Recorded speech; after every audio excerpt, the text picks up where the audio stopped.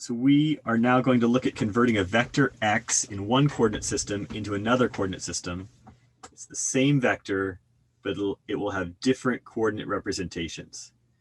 And so I want to consider the following vector spaces spanned by B1 and B2.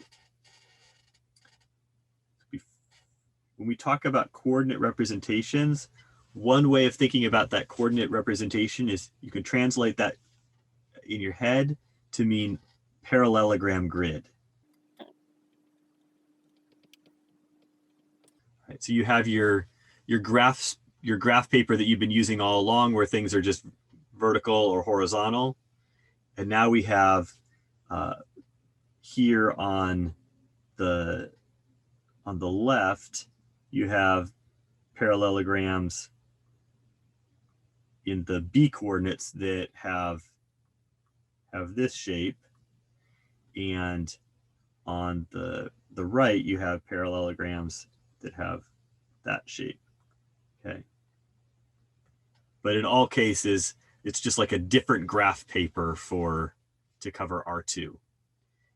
Trying to draw a parallelogram grid in 3 dimensions or 4 dimensions or 50 dimensions would be more complicated, but the concept holds either way. So we're saying consider the following vector spaces spanned by B1, B2. This is saying by the purple parallelograms, and C1, C2, this would be spanned by the orange purple parallelograms. And we've talked a little bit about a change of basis already. So for example, we said that if you want to start with a vector in the B coordinates and you want to go back to the standard basis, you would use which matrix? You had a name for it. It's a coordinate matrix, true that. It has like 2 letters. It's a capital with a subscript from Felix. That's right. It would be the PB matrix. So PB took you from the B coordinates back to the standard basis. And if we wanted to go from the C coordinates back to the X coordinate or standard basis, what matrix would we ride to go back to the standard basis on the C side? So that's right. This is a PC answer. So no one's going to be offended by orange today. Okay. And this would lead to kind of an obvious question. What is PB? What's the formula for finding PB?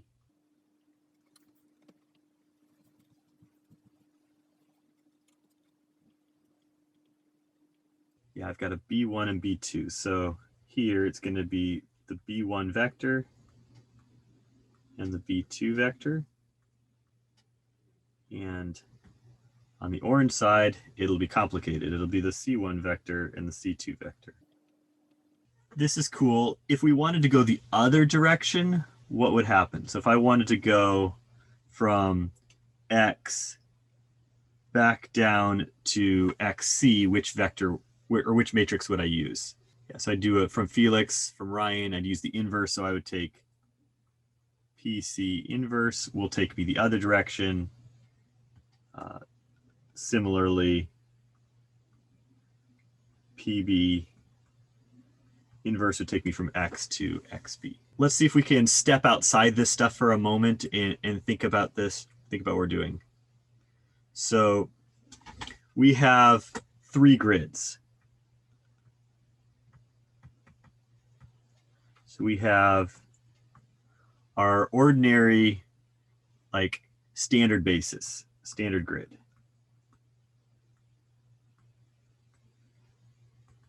Okay. And then we have, I think a purple one was next. I don't remember what those, it was like, the grid here was looking like.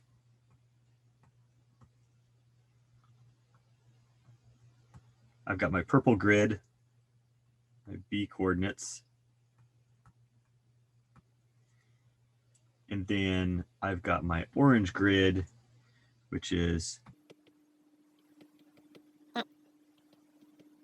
and so is it clear? And there's an origin in all of these, the origin's in the same point in all places. Looking for good color. You got your origin, your origin, your origin, it's the same point. And so if you imagine taking some point here, we could locate a point, the same exact point, with respect to all three coordinate systems. Same point, but it's going to have different coordinates depending upon which grid you're in. Are you in black, purple, or orange? So far, so good? So we know how to go from, we should it this way.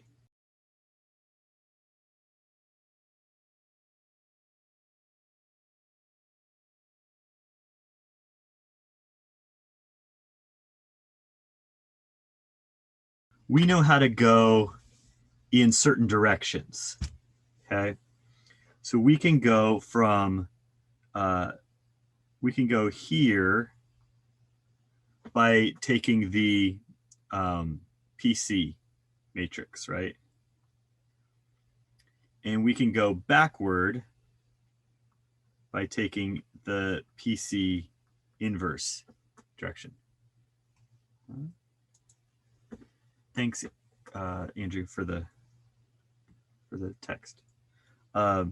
We can go from the B coordinates to the standard basis using the PB, and we can go backward using the PB inverse. So the question is, how can we go back and forth between purple and orange? So how do we go from purple to orange?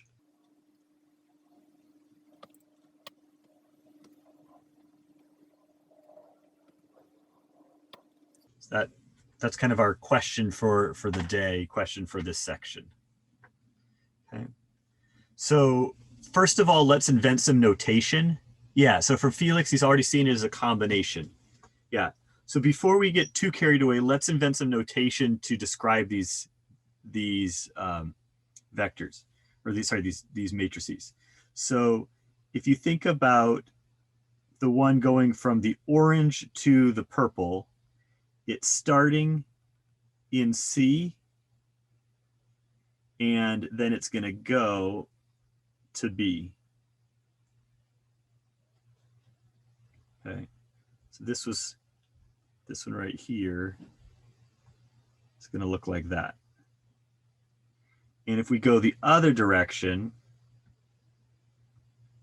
if we want to start at B and end at C, we would say P, and you're going to start at B, and you're going to go to C.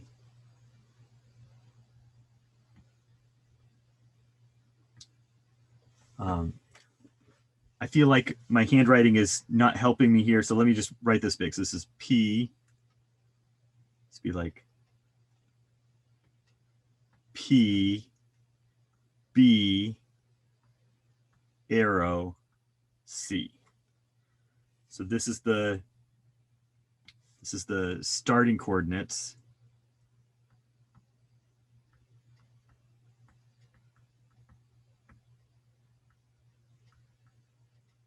B coordinates. Here we're saying we're to end on the C coordinates.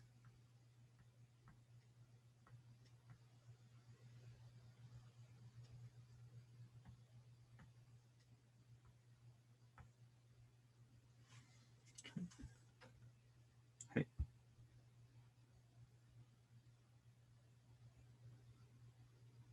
Okay. Doing okay? Okay, so then Felix and Alex were already thinking about this direction. If I want to go P from C to B,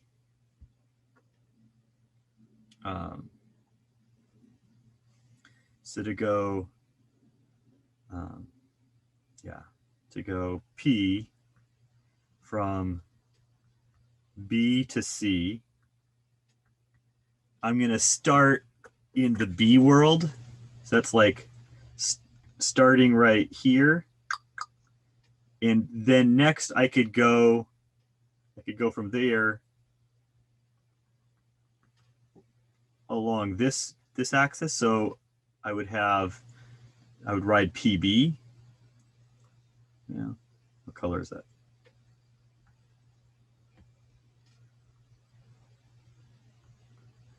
And so that gets me to the standard grid. And then I want to keep going back to the C coordinates. So then I'm going to ride the, I wrote B. Sorry. P. Then I'm going to ride P, C inverse. Something like that.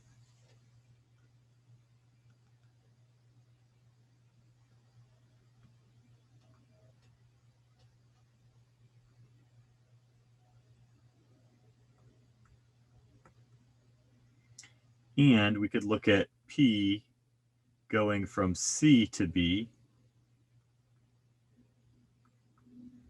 And so this kind of goes the other direction. So we're starting at C. Switch. Starting at C, and we're going to swing all the way around like that. So first I got to hit the orange PC. And then I'll hit the purple PB inverse.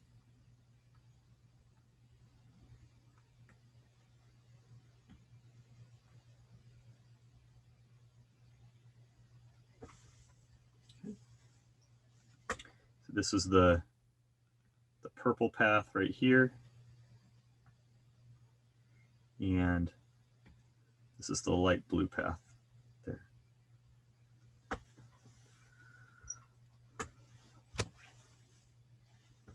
So one thing that should stand out about this, I think, is that the left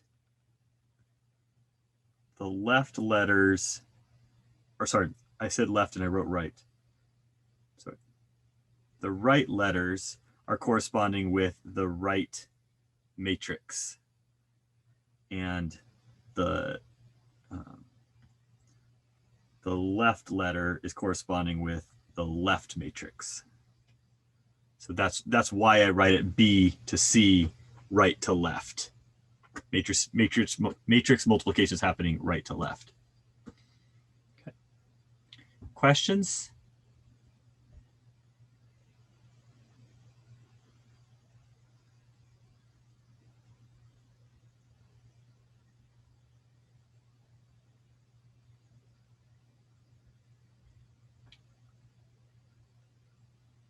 So before we get, let me back up a little bit so you can see where we are in the notes. Wow, we just added a whole bunch of stuff that's just totally off grid, so to speak. So you might say, Dusty, I need some context for what's going on. So I'm not a gamer, but I watch my son play every now and then. And so I think about this in terms of video games a little bit, like the graphics of video games. So think about the coordinates from the perspective of the video game.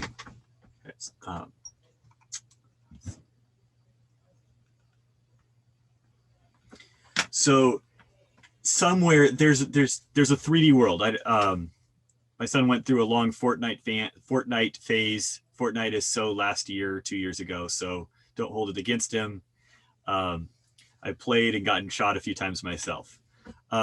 So in Fortnite, you've got some master world. Like think about when you ride that bus and you're riding the bus in and you're going to get dropped. Like there's some bird's eye view that the program is doing. There's a normal north, there's a normal south, there's a normal east, west, like sort of normal directions. And we think about that like our standard basis.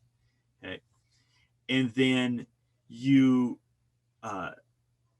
get dropped into a world and suddenly you're looking through things kind of in more of that first person, or I guess it's a third person game, but you're looking through you're looking at the game from a different perspective. And so when the programmers are having to, when they're programming the bus, they're programming the bus as though it's in a standard, from like a standard basis perspective. Okay. But then suddenly you're dropped and you have a character, and now they need to create the images based on what you can see, right? What you can see. So that's maybe your B coordinates. Okay. So you got your B coordinates, but you're also moving. You're not static in the game. So you're always moving. And so they have to figure out what's going on in terms of your B coordinates, where you are now, and your C coordinates, which is perhaps where you are going to. Like, it's going to be your new coordinate system in the next frame. And so they could take everything back and make everything relative to the standard basis. Like, everything is in terms of north, south, east, west, altitude, and stuff like that. But that would be complicated. I mean, it's all complicated, but that would be super complicated. So it's a little easier for them to paint the screen, to give you the imagery based on what you're looking at in front of you, which is your current coordinate system.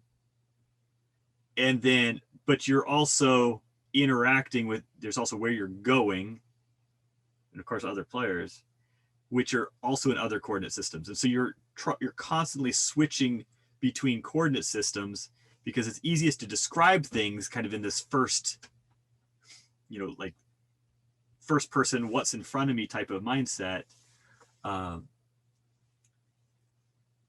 But that's different for every single character, et cetera, et cetera, et cetera. So that's why we have standard coordinates and B coordinates and C coordinates, and you could imagine lots of other coordinate systems as well. To be clear, what we're doing here in this section, we're not moving our character a single step, right? This is a noob to the nth degree, right? They're not moving at all in the game. All we're doing is we're talking about how, if you switch views, how the coordinate system would change. That's all we're talking about. They're not doing anything. Doing something is too complicated for us. Good. Does that give you a little bit of a visual for why what we're talking about matters?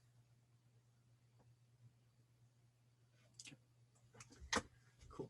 Very good. Got a couple of thumbs up. And a yeah. So let's go back.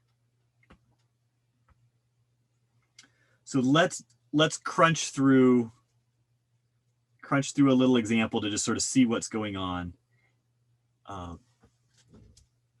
And eventually we'll get back to that aside that we just did.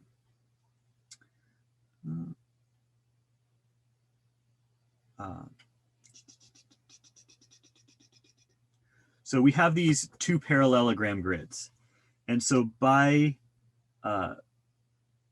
just observing, notice that if our origin, here's my point X. I don't know if you can see it. Here's the point X. Okay. And so if I am in the purple grid and I want to get to point X, I'm going to go 1, 2, 3 in the B1 direction. And then I'm going to go 1 in the B2 direction. And so XB would be 3 in the B1 direction, 1 in the B2 direction. Take a moment and see if you can figure out what you think that the XC coordinate would be.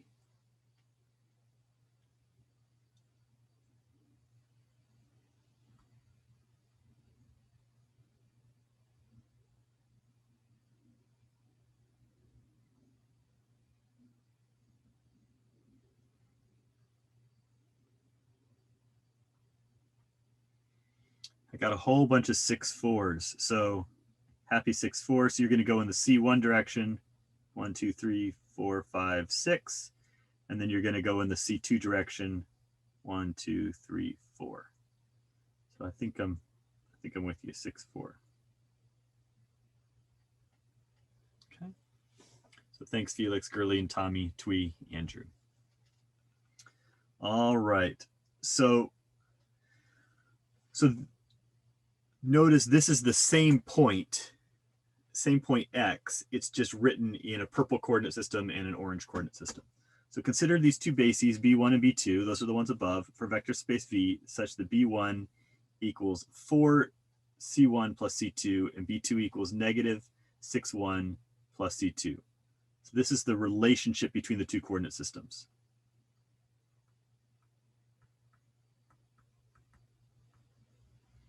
Relating B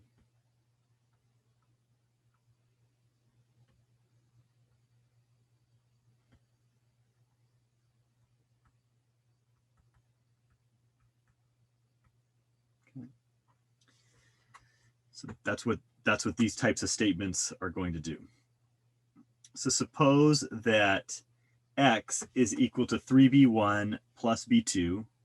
That is, xb is equal to the 3, 1 from above, and we want to find the c coordinates of x. Now, before getting too carried away, take a guess. What's the answer going to be? Probably going to be 6, 4, because this is sort of the same. This right here is our purple vector, and this one's probably going to be our orange one, but we don't know that for sure. Okay. So let's see. So what does this mean? So suppose x is equal to 3b1 plus b2. That is, xb equals 3, 1. So this is telling us that we want to know our xc coordinate.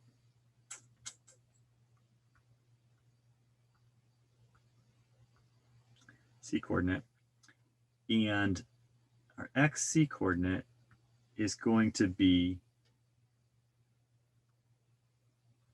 the c coordinate of whatever we get out when we put in that other garbage.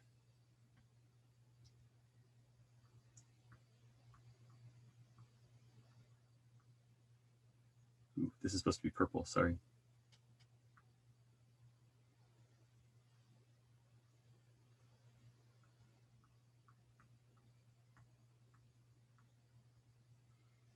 Okay.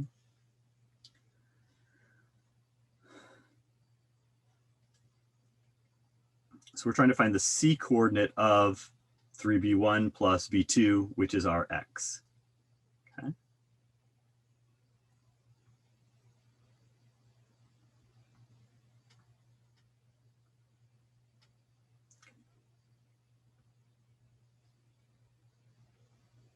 So one thing that's interesting is the coordinate transformation is a linear transformation. And so we can actually write this as 3 times b1, or the c coordinate of b1, plus 1 times the c coordinate of b2. We'll put the 1 out there. So we just split it up. But this is starting to look like a linear combination. And so since it's a linear combination, we could write this as, come on, little buddy.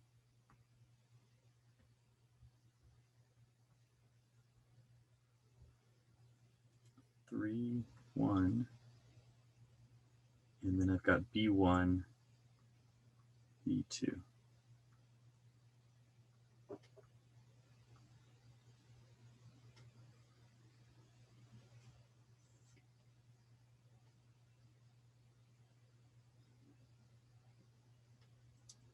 I don't understand why it does this.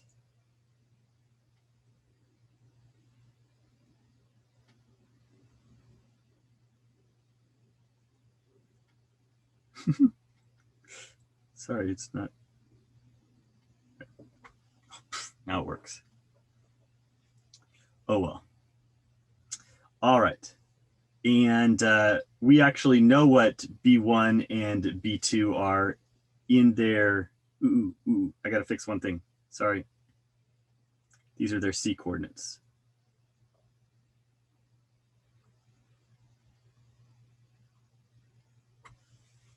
That thing is, all right, that is not working. I was trying to cover something up and it just did not work. So let me just redraw that whole bit. Sorry about that. So what's it supposed to be? Okay. I'm just going to redraw that full little bit because it's right over the page number, which isn't working very well.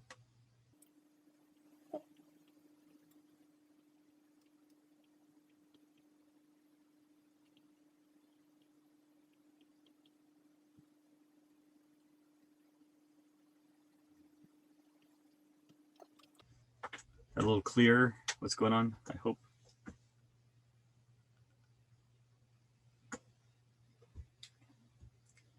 And we were given, if you recall, we were given that B1 was equal to 4C1 plus C2. Those would be that tells us the C coordinates of B1 are 4, 1. And we were given that B2 was negative 6C1 plus C2. That gives us the C coordinates of C2 are negative 6, 1.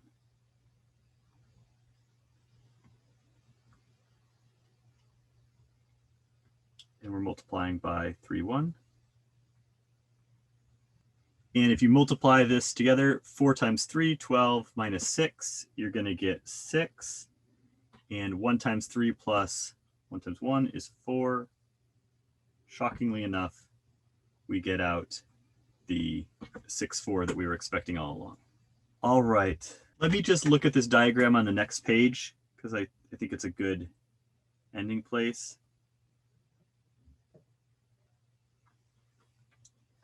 So I simply want to get you your notation. So this is like the picture we were doing before. So here's your standard grid. Your B, I think we had this as our purple grid, our B coordinate grid. And we had over here we had our C coordinate grid.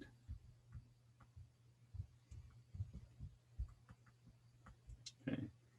And so what we're trying to do is we're trying to figure out how do we go, what are easy, efficient ways of going from B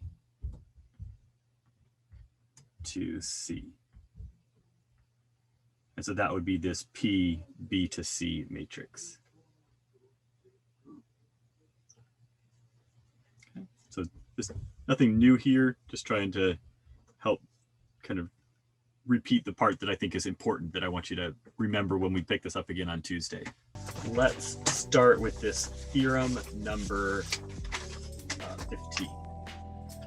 So let B, which is the basis B1 to Bn, and C, which is the basis C1 to Cn, be bases of a vector space V.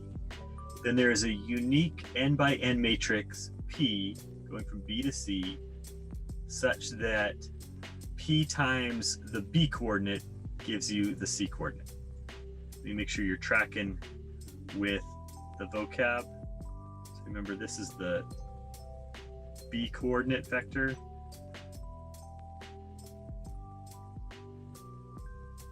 And so that would represent one parallelogram grid, if you will. And then this would be the C coordinate vector.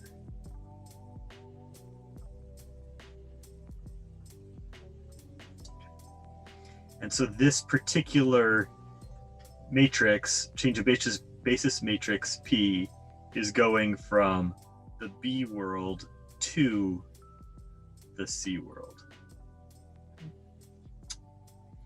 So the columns of the matrix P going from B to C are the C coordinates of the vectors in the basis B.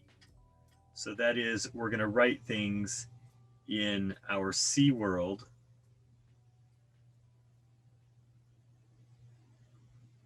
but the things that we're going to be working with are those B coordinates, or sorry, are those B vectors.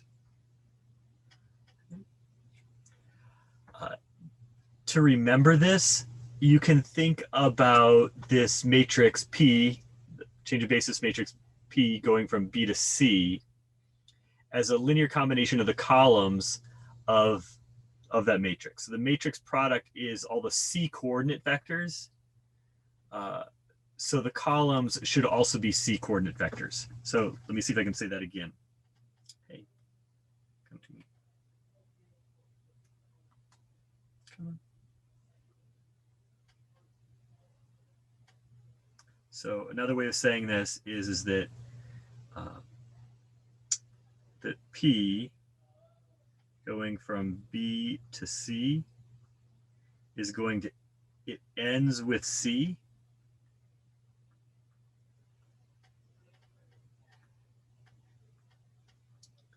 With C coordinates.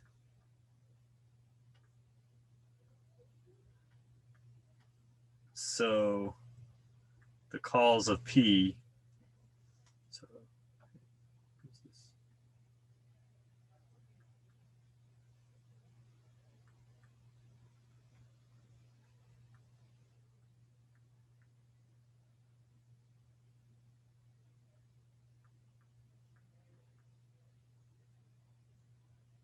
something like that. Okay.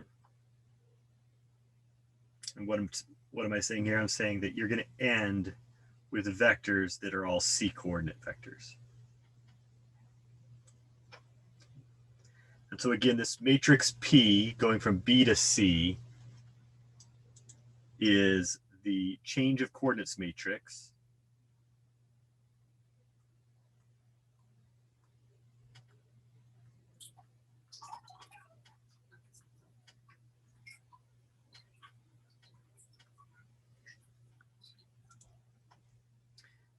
From B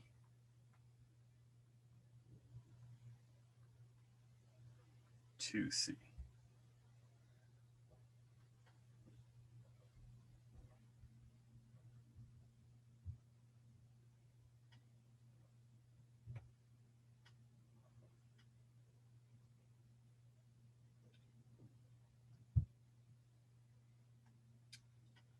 Let's see if we can tie this into what we were talking about on Friday when we were discussing this stuff. If I remember right, I have a picture somewhere here. Oh, that's a scary looking picture. Wow. Yeah, let's just redraw it. That's too scary for me. So we had some X coordinates, and we could go to the XB, we could go to the B coordinates, or we could go to the C coordinates. Oops. Okay. And so and we could go either direction. So what's the matrix that lets me go from C coordinates back to X coordinates?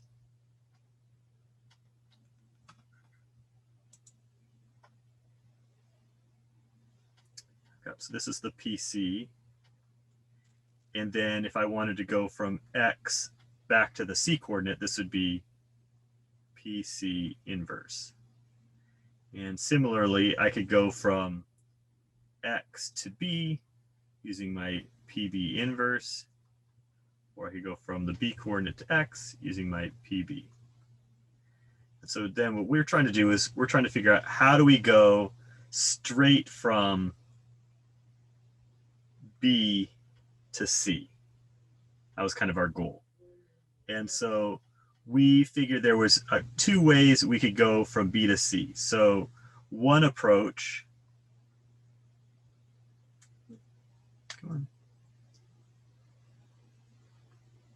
one approach was to first go along the paths that are here. So if we're trying to go from B to C, we could follow this path and then that path. So to do that, we would have PB followed by PC inverse. And remember, you're always left multiplying. So this would be by combining combine transformations, right?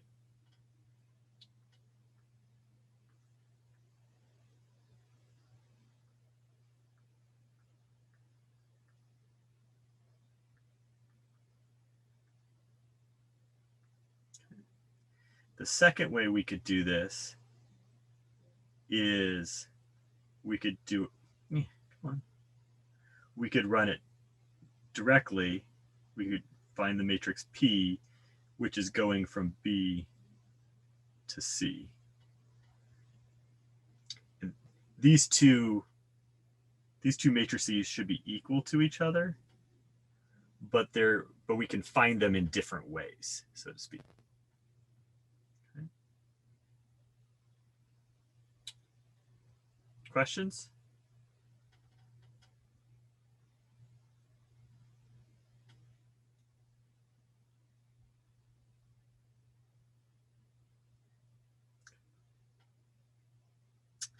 Very good. All right. So we already talked about this diagram. So why are the columns of the change of basis matrix from B to C linearly independent?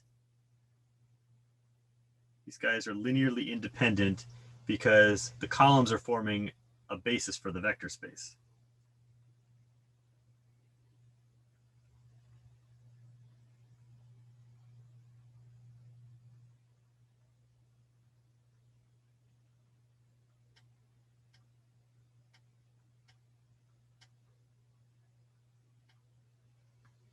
Okay, so since they're a basis, since they're a basis, then of course they're going to be linearly independent. Abed has to question which of those two ways is easier. Well, it's going to be easier. It depends on what you mean by easier. Finding the change of basis matrix just directly from B to C is going to be more efficient. So in that sense, easier if you remember how to find it. If you don't remember how to find it, then it doesn't really matter. The double shot, the yellow route that I took, is easier in the sense that it requires you to remember less, but it's harder in the sense that you got to take more steps. Kind of pick your poison. So notice that the change of basis matrix P going from B to C has columns that are linearly independent. Columns form a basis. So one good part about this is this makes the matrix invertible. And so should be pretty obvious that you could go from one direction, you would be having, oh man, my cat's distracting me again, is P going from B to C. The other option would be P going from C to B. Or here I'd have like P going from B to C inverse. Wait.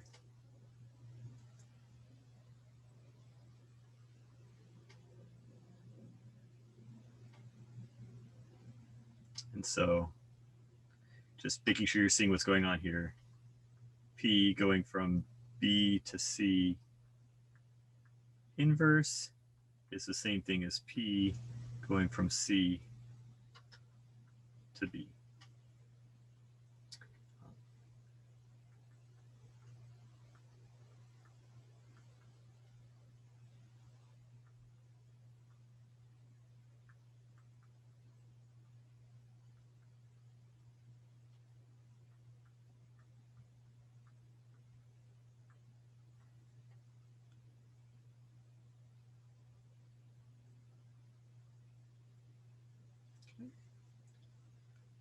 questions so far?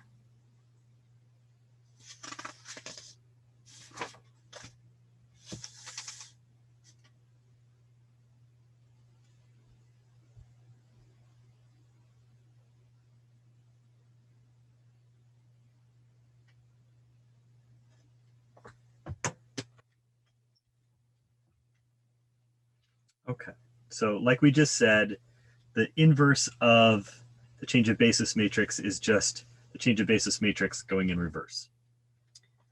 So let's look at our change of basis in Rn. So if B equal to B1 to Bn and is one basis and E is the standard basis E1 to En, then notice that the standard coordinates that B1, here's the E there, the E coordinate or the standard coordinate of B1 is just B1.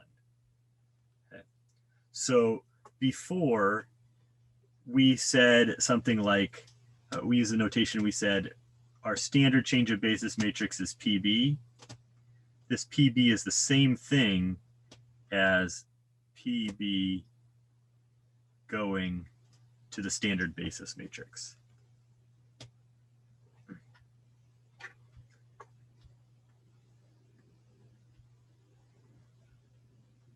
Okay, so you don't need to write that going to E part, but it's the same. You could write it. Okay. Okay. So this PB here is our old friend that we've been working with in the past.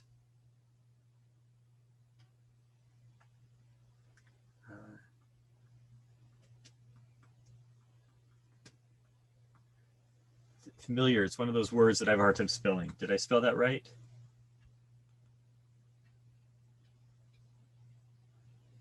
Yeah, that's my question. Is it an A or an E? Anybody know? It's an A. Okay. Yeah. I know I should, Dibs, be familiar with the word, but I'm not. Fortunately, you guys are all giving me an A on my spelling today, so I appreciate that. Okay. So to change the coordinates between two non-standard bases in Rn,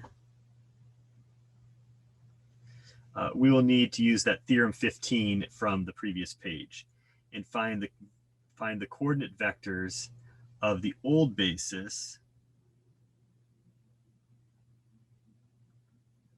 relative to the new basis. If I'm remembering right, I think we had the old basis was in green on the previous page, and the new basis is the orange one.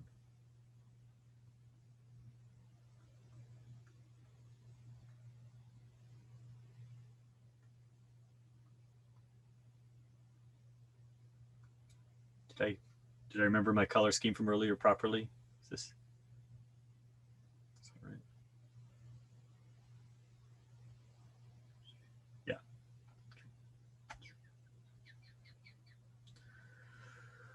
Okay, so let's do an example here. Our goal is to find the change of coordinates matrix from B to C. Let's make sure you're seeing what's going on. So if I want to find the change of coordinates matrix from B to C, as soon as you see change of coordinates matrix, you go, why, change of coordinates? That reminds me of the letter P, of course. And it's going from B. B is the old, so it'll be on the right. And it's going to C. C will be on the left.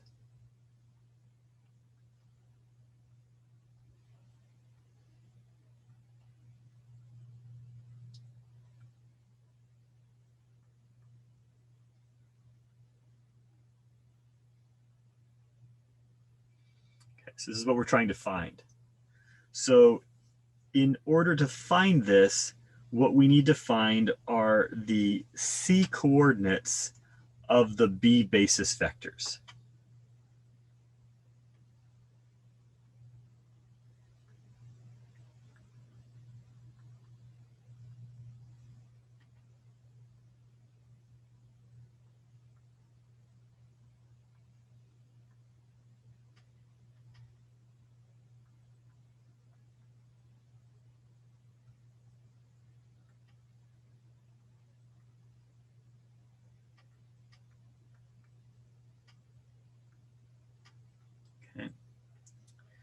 So let's see if we can figure out what those vectors are. Make sure you're tracking what's going on. So the B vectors, when I say B vectors here, the vectors that I'm talking about are these vectors. And when I talk about the C coordinates, I'm talking about the coordinates relative to the C1 and the C2. So let's see if we can figure out what we're saying here. So we got to do this twice. We got to do it once for B1 and once for B2. So if we start with our B1, so our B1, which is equal to -6, -1, is going to be equal to some C coordinates of that vector. So what are the C coordinates are going to be? They're going to be C1 times 2, -1 plus C2 times 6, -2. Okay. So notice that these vectors, 2, -1, this is this vector right here. 6, -2, right there. So I'm saying how I can make my B vector from how much of the two C vectors that were given. So good news, this is a linear combination. So this would be the same thing as saying 2, -1, 6, -2 times C1, C2.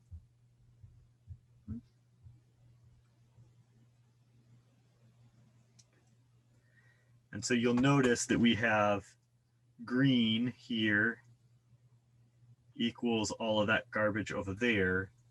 And so we can turn this into a matrix that an augmented matrix that can be row reduced. So we have 2, 6, -1, -2, augmented with -6, -1. And this row reduces to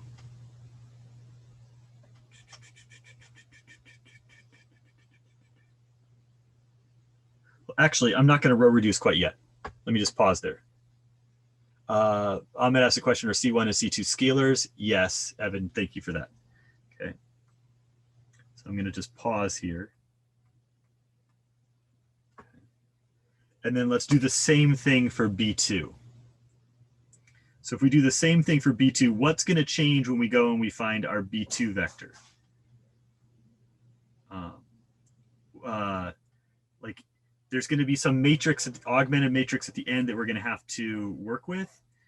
Which part of that augmented matrix is going to change? What color is going to change in the augmented matrix when we do B2? Yeah, the green part is going to change. Thanks, Ben, Gerline, Richard, Alex, Juan, Hui, Gerald. So we have our B2 and it's like boom, boom, boom, boom, boom, boom, boom. A whole bunch of stuff happens. And at some point we end up with 2, 6, -1, -2, augmented. And now I lost it. I can't see it. I have 2, 0. 2, 0. Okay.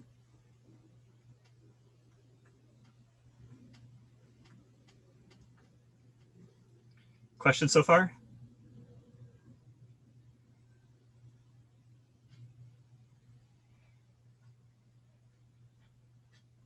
Okay. So notice I'm going to have to row reduce one matrix to find the B1, to figure out how to represent B1. And I'm going to have to row reduce a second matrix to figure out how to represent B2. But I can actually combine these. So let's combine. Come on.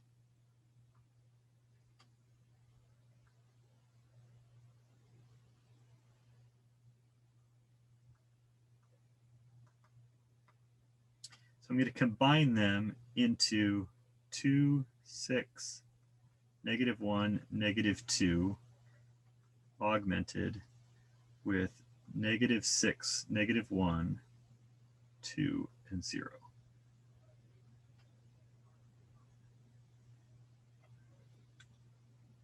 So notice that the first column is telling me something about my B1s.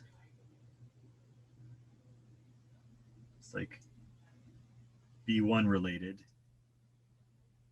The second column is telling me something about my B2s. And the question is, what is it telling us? It's actually going to tell us our C coordinates.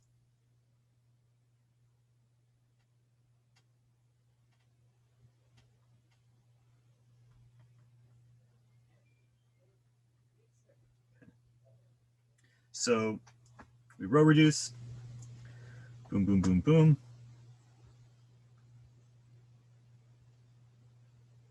And we're going to get 1, 0, 0, 1. And now I have on the other side, according to my notes, 9, -2, -4, 1.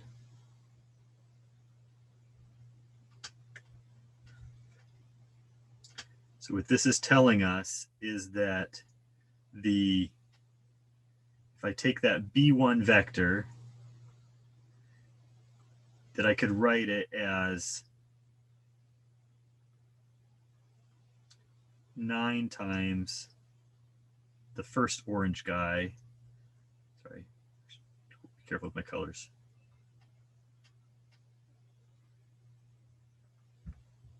Nine times my first orange guy minus 4 times my second orange vector.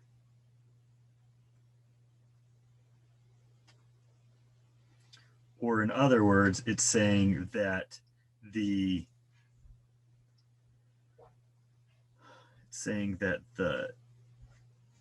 C coordinate of B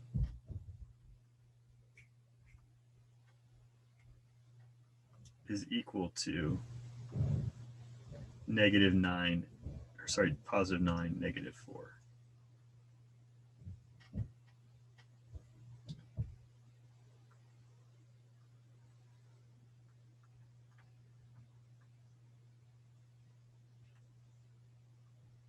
The C coordinate of B2 is going to be -2, +1.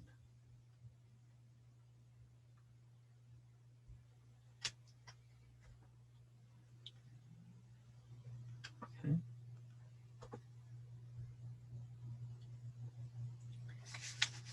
So if you flip back a page to that Theorem 15, Theorem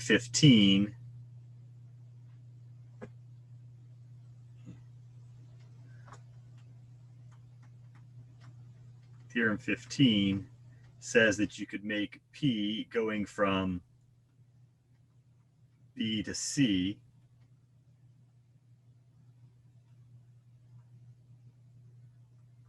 by taking the C coordinates of each of those vectors as your columns.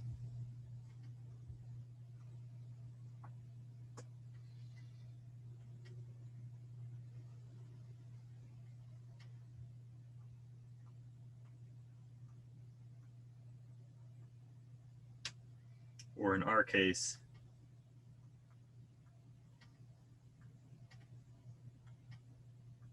-9, -4,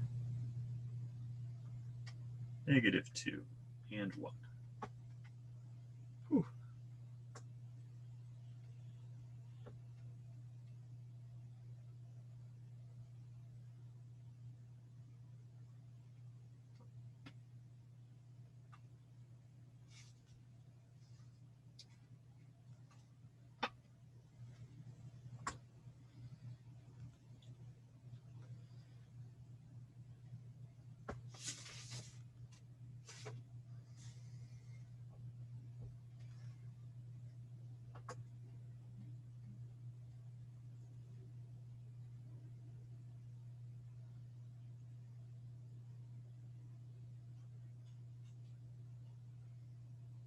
Mhm.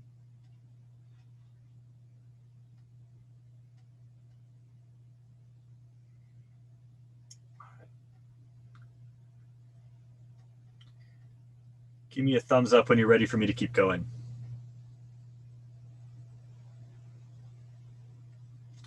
I got lots of thumbs up. Thank you. All right. So this is like a long derivation. You're like, what's going on here? Like, what am I supposed to remember here? So here's the part that's kind of like the punchline. So the punchline is this matrix right here. Trying to find a good color. This is the one thing out of there that's sort of worth tracking. And so what's important is that the 2, -1, 6, -2, this is the columns here are from the new basis.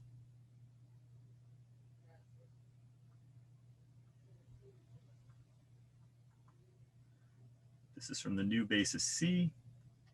And these ones over on here on the right, the -6, -1, 2, 0, this was the old basis B. And so that's kind of the thing that you want to remember. More generally, you can see the formula here in the notes.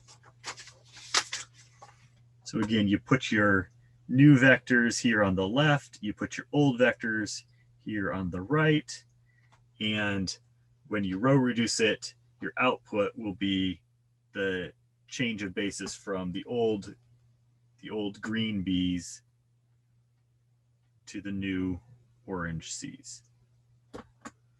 If you happen to flip-flop it and swap your green and your orange stuff, then you would have found the change of basis from C to B. You just found the exact opposite change of basis matrix. So the good news about this is now we can just use it. So here I've got another 2 bases. So I've got B's and C's. In A, we want to go from C to B. So in this case, our old is going to be the C ones. Our new is going to be the B's. So we're going to set up a matrix. And so we'll put the new ones on the left, the B's on the left.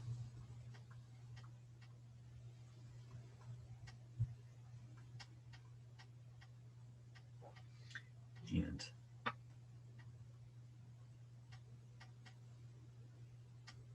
we'll put the old ones on the right, which would be, in this case, the C's.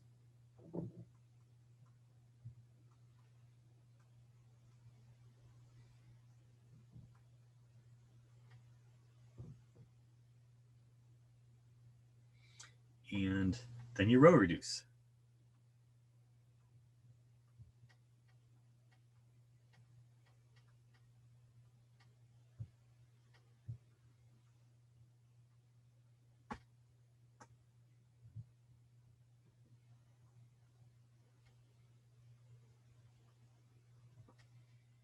So this thing over here will be your P going from C to B.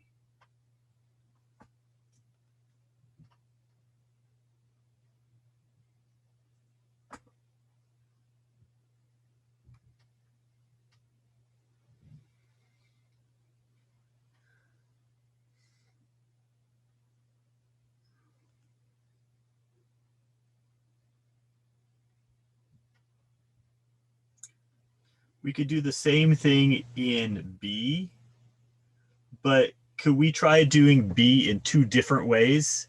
Or maybe let's try doing A in 2 different ways so we can sort of see how this comes into being. Maybe it's just one. Maybe it's just one other way. Okay.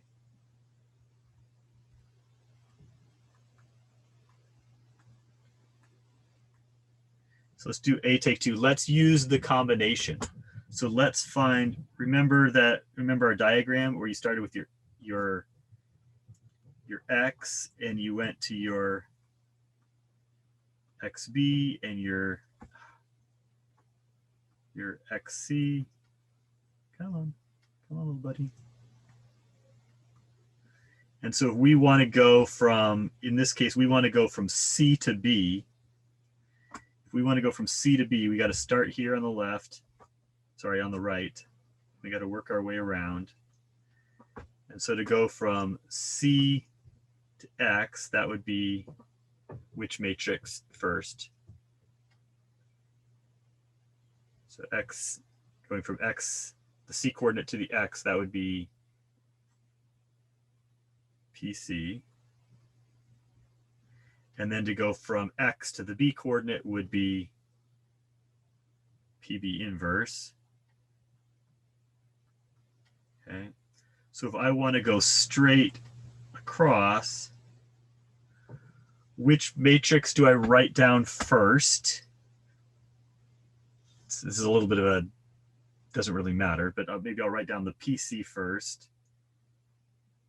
And then what's the next matrix that I write down and in which order?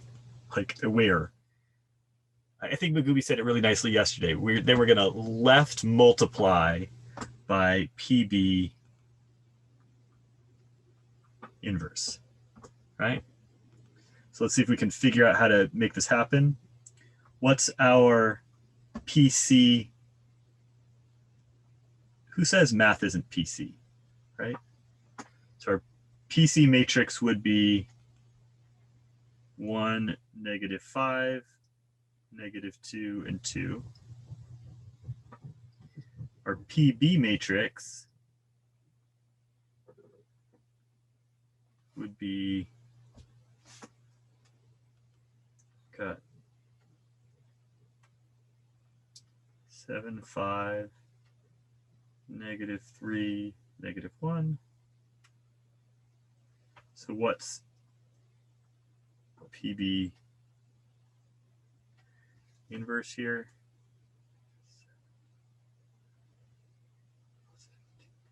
We've got a 1/8. It'd be 1/8, and then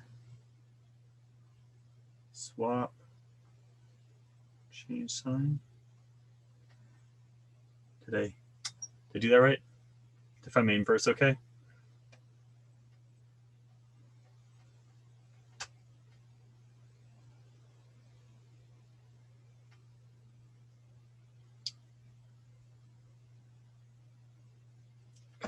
Thanks, Megumi. So now we got to do some matrix multiplication. So we're saying that PB inverse is the same as 1/8 times -1, 3, -5, 7. We're going to multiply by 1, -2.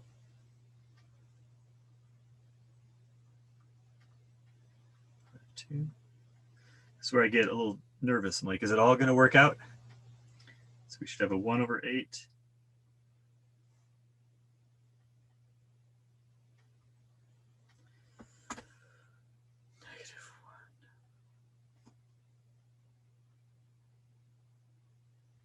-16. 2.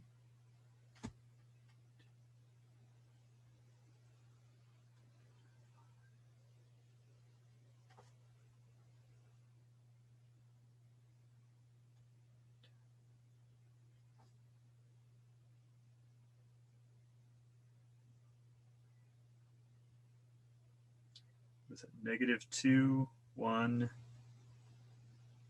-5, 3?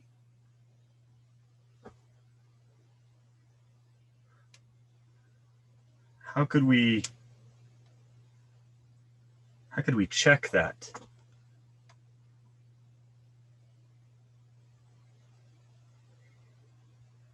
Yeah, from Evan. So from Ben, we could use the same method that we started with, or from Evan, I like Evan's approach. Let's check with the inverse of the yellow. So if we take the inverse of this one, the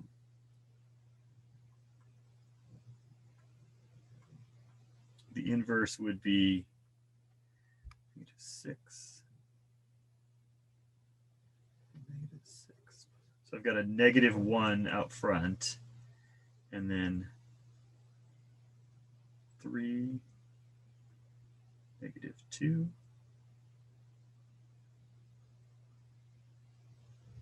Do something wrong here? Right.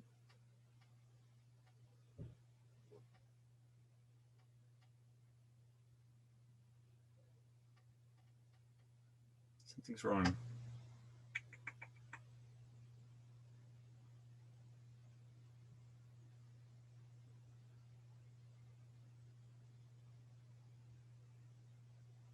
What did I do wrong? Help me out.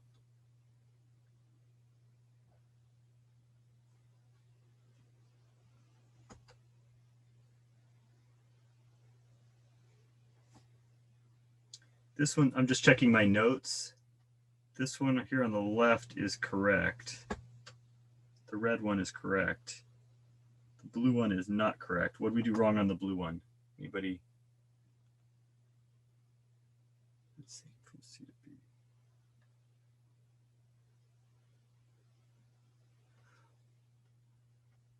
Oh. Can you say that again, Felix?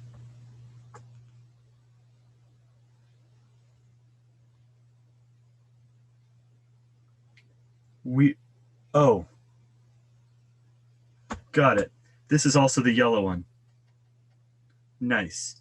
And so if we wanted to go the other direction, right. Right. My problem was, is I said yes, you're correct. So we just verified part A. I was thinking I was doing part B. I lost track of where I was. So the inverse is correct. We found the answer to A 2 times. So we actually did it right. There's no error. So the yellow matches, I just forgot what I was doing. Questions?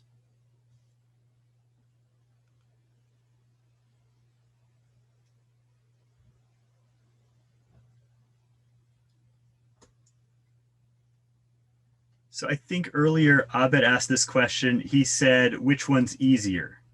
So you have kind of like a method 1 where you put everything together in a single matrix and row reduce, and you have a method 2 where you do a double transformation and loop your way across. And it seems like in terms of calculations, method 1 is certainly a lot easier. Method 2, as I demonstrated, you can lose track of what you're doing. But the advantage of method 2 is that you don't have to remember some fancy formula with oranges and greens and so many colors. So it's kind of a pick your poison situation. Questions?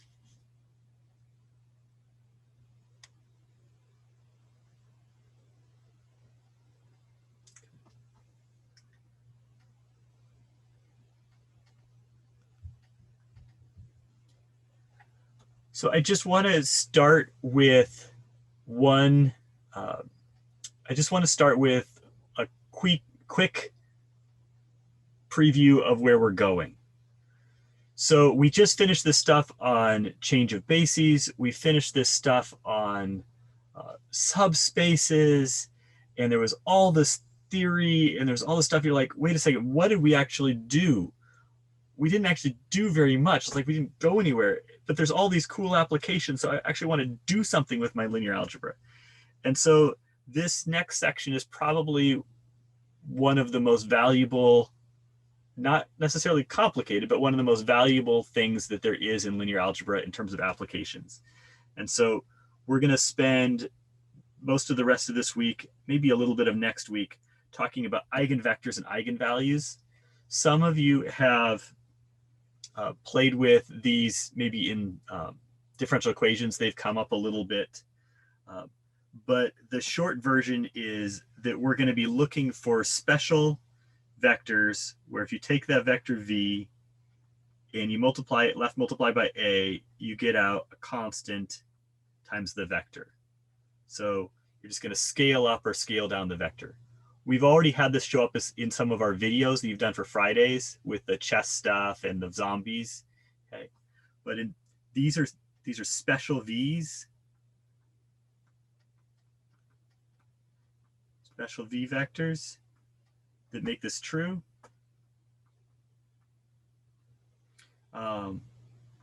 And the special v vectors are going to be called eigenvectors.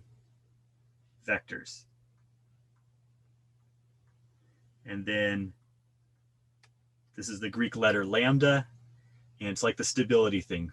That's correct, Gerald. This lambda is the factor. It's a scalar, and this is going to be called our eigenvalue. So it is, and Andrew said, it sounds like it's German. It is German. So I'm pretty sure eigen has something to do with like the true or like the noble values or something like that. They're like special numbers, special values. So, but since none of you speak German, you can't correct me. So I think I'm safe.